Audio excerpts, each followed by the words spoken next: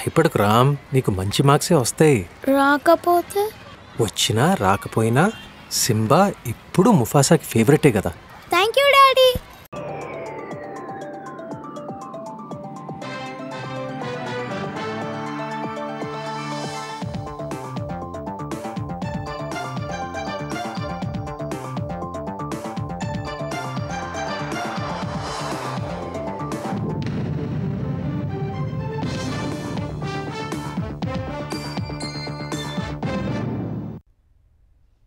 నమస్కారం, ETV news కు స్వాగతం. ముఖ్యాంశాలు: నాటి కంచుకోట కడపలో మహానాడు విజయవంతం. ముగింపు సభకు లక్షలాదిగా జనం. పార్టీ శ్రేణుల్లో ఉప్పొంగిన ఉత్సాహం. ఏపీని ఆర్థిక ఉగ్రవాదులు నాశనం చేశారన్న చంద్రబాబు. 2019లోనూ అధికారంలోకి వస్తే అభివృద్ధి కొనసాగేదని వ్యాఖ్య. మరోసారి వైకుంఠపాళి కాకూడదని పిలుపు. బీఆర్ఎస్ లో ప్రకంపనలు రేపుతున్న కవిత వ్యాఖ్యలు. అధిష్టానం స్పందనపై ఉత్కంఠ. త్వరలో సమస్య సమసిపోతుందని నేతల ఆశాభావం. పాత కొత్త నేతలతో 5 టీపీసీసీ కమిటీలు, 22 మందితో రాజకీయ వ్యవహారాల కమిటీ. త్వరలో కొత్త కార్యవర్గాన్ని ప్రకటించనున్న ఏఐసీసీ. పోలవరం ముంపుపై ఐఐటీ హైదరాబాద్ అధ్యయనం. 7 అంశాలపై నివేదిక కోరిన తెలంగాణ ప్రభుత్వం.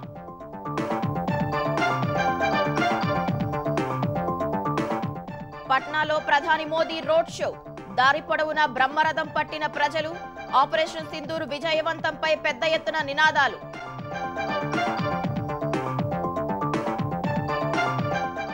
పాక్ కుట్రలను చిత్తు చేసిన ఆపరేషన్ సింధూర్.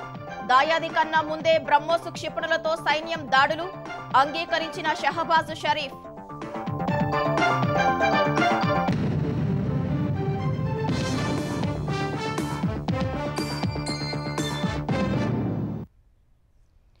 రాయలసీమ నడిబొడ్డు కడప గడపలో తెలుగుదేశం జెండా రెపరెపలాడింది. ప్రజలు, పార్టీ శ్రేణులు లక్షలాదిగా తరలివచ్చారు. కడపలోని ప్రధాన కూడళ్లు, రహదారులన్నీ పసుపుమయంగా మారిపోయాయి. ఒకప్పటి తన కంచుకోట కడపలో తెలుగుదేశం పార్టీ మళ్లీ విజయనాదం వినిపించింది. కడప గెడ్డపై సగర్వంగా సమున్నతంగా తెలుగుదేశం జెండా రెపరెపలాడింది. మహానాడు తొలి 2 రోజుల ప్రతినిధుల సభలు ఒకెత్తైతే గురువారం జరిగిన భారీ బహిరంగ సభ మరో ఎత్తు. లక్షలాదిగా జనం తరలివచ్చారు. 43 ఏళ్ల టీడీపీ ప్రస్థానంలో తొలిసారి కడపలో నిర్వహించిన సభ విజయవంతమైంది. సీమలో, ముఖ్యంగా ఉమ్మడి కడప జిల్లా ప్రజల్లో పార్టీపై అభిమానం, ఆదరణ చెక్కు చెదరలేదని, కార్యకర్తల్లో ఉత్సాహం తగ్గలేదని మహానాడు ద్వారా వెల్లడైంది. సీఎం చంద్రబాబు తన ప్రసంగంలో రాయలసీమపై వరాలు కురిపించడం ద్వారా ఈ ప్రాంత ప్రజలు ఎన్నికల్లో తమపై చూపిన అభిమానాన్ని తామెప్పటికీ మరవబోమని స్పష్టం చేశారు. రాయలసీమ బిడ్డగా చెప్తున్నా, ఎడ్యుకేషన్ సంస్థలు, irrigation, horticulture, green energy, tourism, హైవేలు, పారిశ్రామిక కారిడార్లు, ఇండస్ట్రియల్ నోడుతో రాయలసీమను ఏం చేయాలనో ఒక పక్కా ప్రణాళిక ఉంది. కర్నూలుకి హైకోర్టు బెంచ్ తప్పకుండా వస్తుంది. 12వ తారీఖు లోపల కడపలో రాయలసీమ స్టీల్ ప్లాంట్ ప్రారంభం అవుతుందని హామీ ఇస్తున్నా. పోలవరం బనకచెర్ల పూర్తి చేయాలి. గాలేరు నగిరి కడప వరకు తీసుకురావడానికి 1000 కోట్లు అవుతుంది. ఈ సంవత్సరమే ప్రారంభిస్తాం. తెలుగుదేశం ఆవిర్భావం నుంచి 2 దశాబ్దాల పాటు ఉమ్మడి కడప జిల్లా టీడీపీకి కంచుకోటగా ఉంది. 2004 నుంచి పార్టీ ప్రాభవం తగ్గుతూ వచ్చింది. 2019లో ఒక్క సీటు రాలేదు. వైసీపీ పాలనలో జిల్లా టీడీపీ నాయకులు, కార్యకర్తల్ని ఆ పార్టీ వేధించింది. అక్రమ కేసులు పెట్టింది. జిల్లాలో పార్టీ ఉనికే లేకుండా చెయ్యాలని కంకణం కట్టుకుంది. కానీ 2024 ఎన్నికల్లో సీన్ రివర్స్ అయ్యింది. జనసేన, బీజేపీ, టీడీపీ జట్టు కట్టడం, దానికి ప్రజాభిమానం తోడు కావడంతో 2024 ఎన్నికల్లో ఉమ్మడి కడప జిల్లాలో కూటమి అసాధారణ విజయం సొంతం చేసుకుంది. ఒకప్పటి కంచుకోటలో టీడీపీ మళ్లీ పాగా వేసింది. మహానాడును అత్యంత సమయపాలనతో, క్రమశిక్షణతో నిర్వహించారు. చివరకు బహిరంగ సభ కూడా ముందు నిర్దేశించిన సమయానికే ముగించారు. సాధారణంగా చంద్రబాబు కార్యక్రమాలను ఆలస్యంగా ప్రారంభించి ఆలస్యంగా ముగిస్తారన్న అభిప్రాయం ఉంది. గతంలో ప్రతినిధి ప్రతినిధుల సభల్లో ప్రసంగాలు సుదీర్ఘంగా సాగి రాత్రి 8 నుంచి 9 గంటల వరకు కొనసాగేవి. చంద్రబాబు దాదాపు ప్రతి తీర్మానంపై మాట్లాడేవారు. ఈసారి అందుకు భిన్నంగా ఉదయం 10 గంటలకే సమావేశాలు మొదలై సాయంత్రం 6:30కు ముగిశాయి. తొలి రోజు చంద్రబాబు ప్రారంభోపన్యాసం తప్ప మిగతా తీర్మానాలపై మాట్లాడలేదు. అన్ని తీర్మానాలపై ఆయన రెండో రోజు ఉదయం ఒకేసారి మాట్లాడారు. రెండో రోజు కార్యక్రమాల్ని సమయానికి ముగించడం కోసం మధ్యాహ్నం భోజన విరామం కూడా ఇవ్వలేదు. గురువారం బహిరంగ సభ మధ్యాహ్నం 2 గంటలకు మొదలై 5కు ముగుస్తుందని ప్రకటించారు. ఆ విధంగానే 2 గంటలకు సభ మొదలై సాయంత్రం 5:10 ముగిసింది.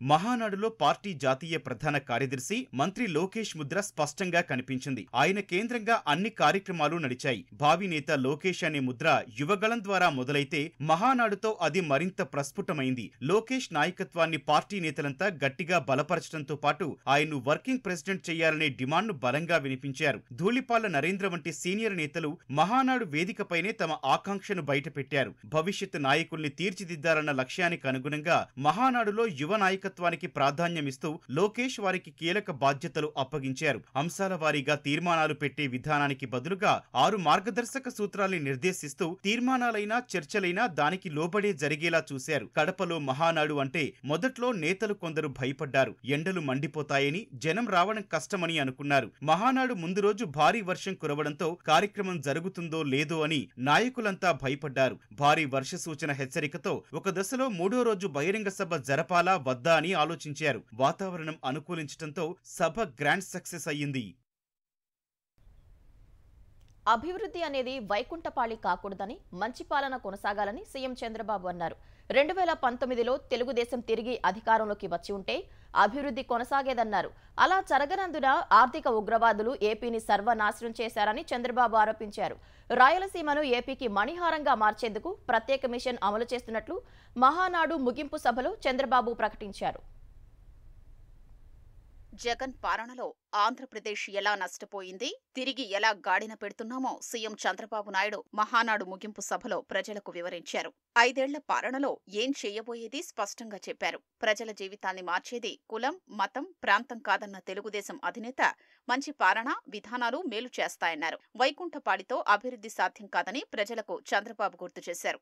మంచి పాలన కొనసాగాలి. అభివృద్ధి అనేది వైకుంఠపాడి కాకూడదు. తమ్ముళ్ళు అర్థం చేసుకోండి. వైకుంఠపాడి జ్ఞాపకం ఉందా స్టోరీ అని మిమ్మల్ని అడుగుతున్నా. పైకి ఎక్కడం, మళ్ళా కిందికి పడడం, మళ్ళా పైకి ఎక్కడం, మళ్ళా కిందన పడడం అవసరమా ఈ రాష్ట్రానికని మిమ్మల్ని అడుగుతున్నా. వైకుంఠపాడి చేస్తారా అని మిమ్మల్ని అడుగుతున్నా.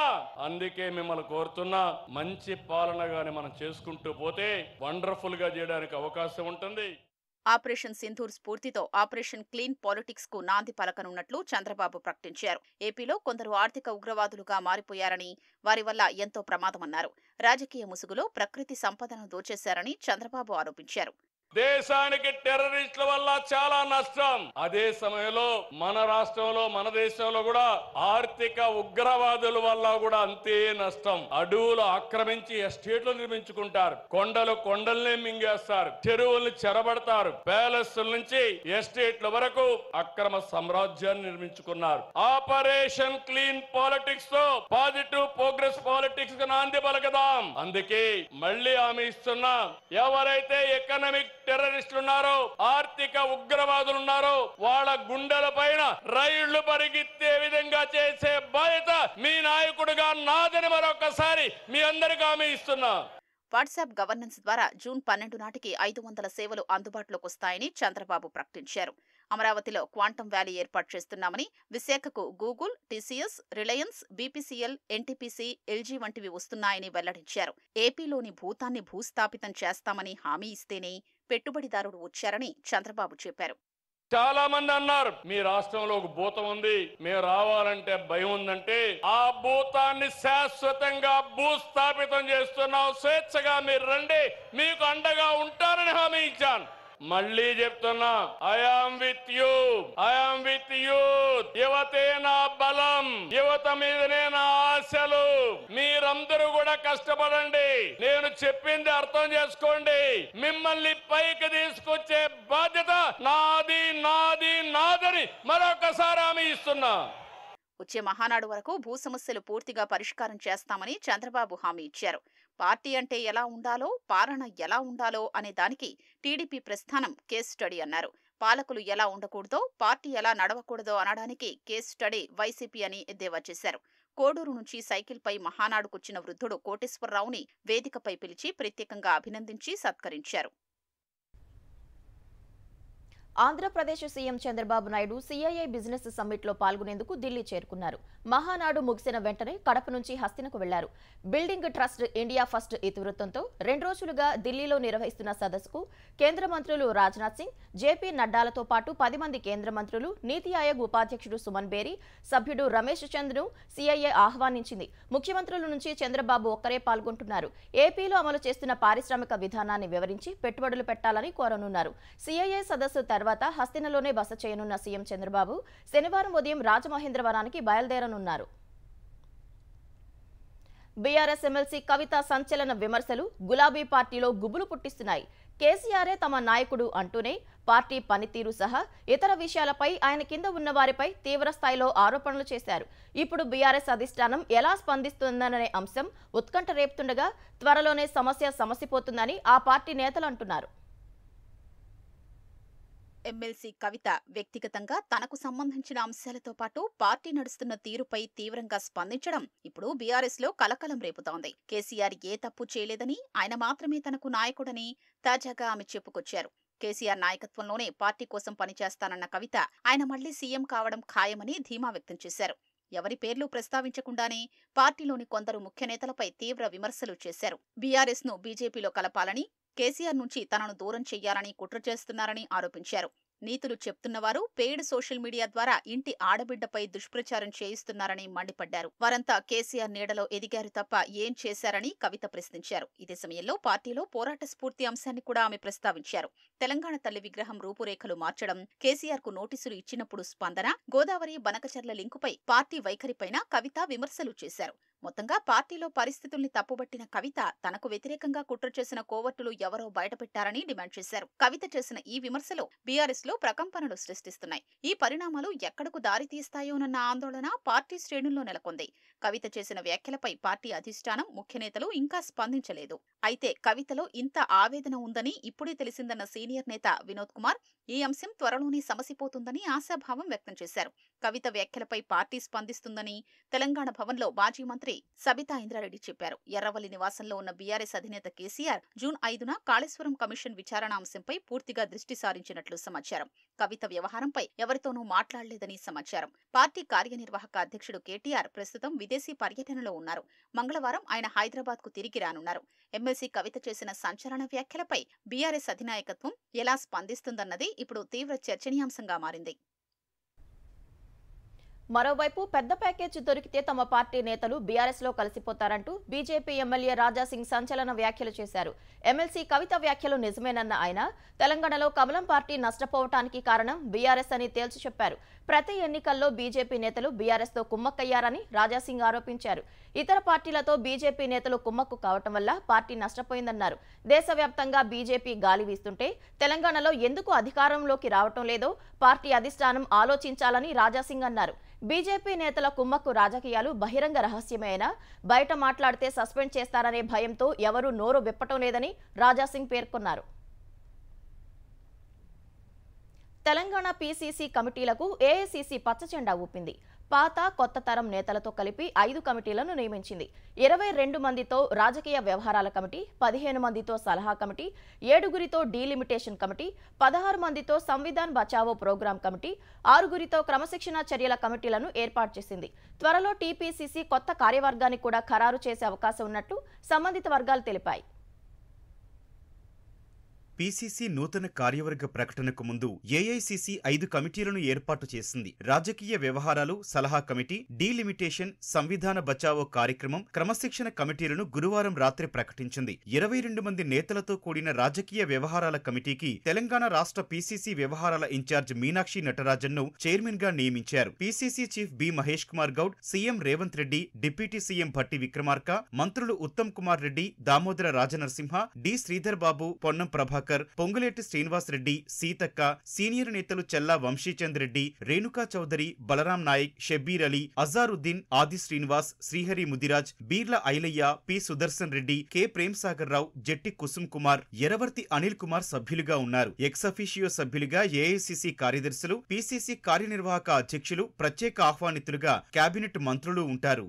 పీసీసీ సలహా కమిటీకి కూడా తెలంగాణ రాష్ట్ర పీసీసీ వ్యవహారాల ఇన్ఛార్జ్ మీనాక్షి నటరాజన్ చైర్మన్ గా ఉంటారు. సీఎం రేవంత్ రెడ్డి, మహేష్ కుమార్ గౌడ్, జానారెడ్డి, కె కేశవరావు, వి హనుమంతరావు, మధు యాష్కి గౌడ్, జి చిన్నారెడ్డి, జె గీతారెడ్డి, ఎం అంజన్ కుమార్ యాదవ్, టి జయప్రకాష్ రెడ్డి, జాఫర్ జావేద్, టి జీవన్ రెడ్డి, సిరిసిల్ల రాజయ్య, రాములు నాయక్ సభ్యులుగా ఉన్నారు. డీలిమిటేషన్ కమిటీకి సీనియర్ నేత చెల్లా వంశీచంద్ రెడ్డి చైర్మన్ గా ఉంటారు. గద్వాల విజయలక్ష్మి, ఆది శ్రీనివాస్, కవ్వంపల్లి సత్యనారాయణ, శ్రవణ్ కుమార్ రెడ్డి, పవన్ మల్లాది, డి వెంకటరమణ సభ్యులుగా నియమితులయ్యారు. సంవిధాన్ బచావో ప్రోగ్రాం కమిటీకి పి వినయ్ కుమార్ చైర్మన్ గా ఉంటారు. అద్దంకి దయాకర్, కె శంకరయ్య, ఎన్ బాలునాయక్, ఏ నర్సిరెడ్డి, ఆత్రం సుగుణ, రాచమల్ల సిద్దేశ్వర్, సంతోష్, డాక్టర్ అనిల్ కుమార్, జూలూరి ధనలక్ష్మి, మజీద్ ఖాన్, జి రాములు, అర్జున్ రావు, శౌరి, వల్లభ్ రెడ్డి, వి శ్రీకాంత్ రెడ్డి సభ్యులుగా నియమితులయ్యారు. టీపీసీసీ క్రమశిక్షణ చర్యల కమిటీకి ఎంపీ మల్లురవి చైర్మన్ గా నియమితులయ్యారు. ఎం శ్యామ్మోహన్ ఉపాధ్యక్షునిగా, ఎం నిరంజన్ రెడ్డి,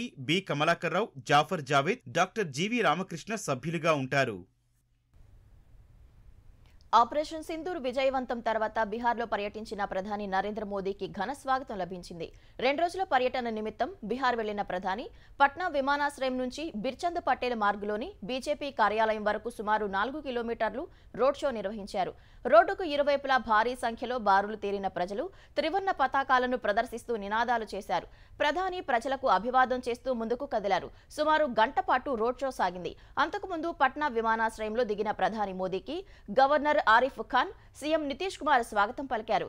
విమానాశ్రయంలో 1200 కోట్ల వ్యయంతో నిర్మించిన కొత్త టెర్మినల్ను ప్రారంభించారు. నగర శివార్లలో కొత్త సివిల్ ఎన్క్లేవ్కు శంకుస్థాపన చేశారు. పోలవరం ముంపుపై ఐఐటీ హైదరాబాద్ అధ్యయనం చేయనుంది. సీఎం రేవంత్ రెడ్డి ఆదేశాల మేరకు నీటిపారుదల శాఖ ఈ మేరకు నిర్ణయం తీసుకుంది. 2022లో వచ్చిన గోదావరి వరదల కారణంగా పోలవరం ప్రాజెక్టు బ్యాక్ వాటర్తో కలిగిన నష్టంపై అధ్యయనం కోసం ఐఐటీ హైదరాబాద్తో ఒప్పందం చేసుకుంది. 7 అంశాలపై అధ్యయనం చేయాలని నీటిపారుదల శాఖ అధికారులు లేఖ రాశారు. భద్రాచలం పట్టణం, ప్రధాన కట్టడాలున్న ప్రాంతాలకు సంబంధించి హద్దులు, దుమ్ముగూడెం నుంచి తెలంగాణ సరిహద్దు వరకు నదీ ప్రవాహం, పోలవరం ప్రాజెక్టుకు 36 లక్షల క్యూసెక్కుల వరద తెలంగాణలో ముంపు, సంబంధిత అంశాలపై అధ్యయనం చేయనున్నారు. తెలంగాణ ఆర్టీసీ తొలిసారి డ్రైవర్, కండక్టర్ ఉద్యోగాలను అవుట్సోర్సింగ్ ద్వారా భర్తీ చేయనుంది. ఈ మేరకు నోటిఫికేషన్ జారీ చేసింది. వరంగల్, కరీంనగర్, ఖమ్మం రీజియన్లోని అన్ని డిపోల్లో అవుట్సోర్సింగ్ పద్ధతిలో కండక్టర్లు, డ్రైవర్ల నియామకాలు చేపట్టనుంది. కండక్టర్ ఉద్యోగానికి 10వ తరగతి పాస్ అయి ఉండాలని తెలిపింది. 18,000 రూపాయల జీతం చెల్లించనున్నట్లు ఆర్టీసీ యాజమాన్యం వెల్లడించింది. డ్రైవర్ కోసం హెవీ వెహికల్ లైసెన్స్, ట్రాన్స్పోర్ట్ బ్యాడ్జీ నంబర్తో పాటు కనీసం 18 నెలల అనుభవం ఉండాలని పేర్కొంది. డ్రైవర్లకు 22,500 వేతనంతో పాటు ప్రతిరోజు 100 రూపాయల భత్తా ఇవ్వనున్నట్లు తెలంగాణ ఆర్టీసీ వెల్లడించింది. ఈసారి వర్షాలు ముందుగానే కురుస్తాయని వాతావరణ శాఖ సూచించిన నేపథ్యంలో హైదరాబాద్ మహానగరపాలక సంస్థ జీహెచ్ఎంసీ అప్రమత్తమైంది. ప్రజల ప్రాణాలు, ఆస్తులకు నష్టం జరగకుండా ముందస్తు చర్యలు చేపట్టాలని జీహెచ్ఎంసీ కమిషనర్ ఆర్వి కర్ణన్ అధికారులను ఆదేశించారు. శిథిలావస్థలో ఉన్న గృహాలు, సెల్లర్లపై జోనల్ కమిషనర్లు, పట్టణ ప్రణాళిక అధికారులతో వీడియో కాన్ఫరెన్స్ నిర్వహించారు. శిథిలావస్థలో ఉన్న గృహాల్లో నివసించే కుటుంబాలకు అవగాహన కల్పించి సురక్షిత ప్రాంతాలకు వెళ్లే విధంగా చర్యలు తీసుకోవాలన్నారు. శిథిలావస్థలో ఉన్న ఇళ్ల మరమ్మతులకు అవకాశం ఇవ్వకుండా చర్యలు చేపట్టాలని కమిషనర్ కర్ణన్ సూచించారు. శిథిలావస్థలోని ఇళ్లలో అనుకోని సంఘటన జరిగిన పక్షంలో ఆ ప్రాంత అధికారిపై చర్యలు తప్పవని హెచ్చరించారు. ఆంధ్రప్రదేశ్లో పీడీఎస్ బియ్యం మాఫియా లేకుండా చేసేందుకే జూన్ 1 నుంచి రేషన్ షాపుల ద్వారా నిత్యావసర వస్తువుల పంపిణీ చేపడుతున్నామని పౌర సరఫరాల శాఖ మంత్రి నాదెండ్ల మనోహర్ తెలిపారు. 29,760 రేషన్ డిపోల ద్వారా ఉదయం 8 గంటల నుంచి మధ్యాహ్నం 12 గంటల వరకు, మళ్లీ సాయంత్రం 4 గంటల నుంచి రాత్రి 8 గంటల వరకు సరుకుల పంపిణీ జరుగుతుందన్నారు. విజయవాడ మధురానగర్లోని 218 రేషన్ షాప్లో సరుకుల పంపిణీ ట్రయల్ రన్ను అధికారులతో కలిసి మంత్రి పరిశీలించారు. ఈ పోస్ట్ మిషన్, ఎలక్ట్రానిక్ కాటా పనితీరును పర్యవేక్షించారు. వృద్ధులు, దివ్యాంగులకు వారి ఇళ్లకే వెళ్లి సరుకులు అందజేస్తామని నాదెండ్ల స్పష్టం చేశారు. మద్యం కుంభకోణం కేసులో కీలక నిందితులు నలుగురిని సిట్ అధికారులు ఇవాల్టి నుంచి 2 రోజుల పాటు ప్రశ్నించనున్నారు. వైసీపీ అధినేత జగన్ కు సన్నిహితులైన రాజకేశ్ రెడ్డి, ధనుంజయ రెడ్డి, కృష్ణమోహన్ రెడ్డి, గోవిందప్పలను అధికారులు ప్రశ్నించనున్నారు. ఉదయం 8 నుంచి సాయంత్రం 6 వరకు విచారించనున్నారు. నలుగురు నిందితులను సిట్ కస్టడీకి అనుమతిస్తూ విజయవాడ ఏసీబీ న్యాయస్థానం నిన్న ఉత్తర్వులు జారీ చేసింది.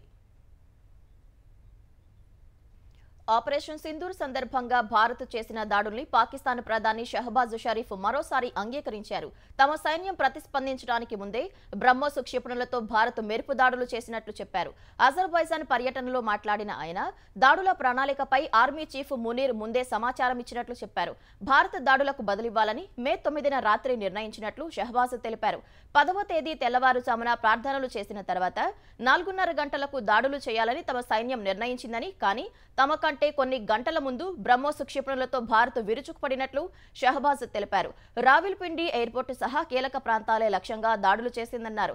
కాల్పుల విరమణకు ఆర్మీ చీఫ్ మునీర్ సలహా ఇచ్చారని, ఈ ఘర్షణ మరింత ముదరకూడదనే ఉద్దేశంతో తాను అంగీకరించానని పాక్ ప్రధాని షహబాజ్ చెప్పారు. ఆపరేషన్ సింధూర్ సమయంలో పాకిస్తాన్ ఉపయోగించిన తమ ఆయుధాల పనితీరుపై మాట్లాడేందుకు చైనా నిరాకరించింది.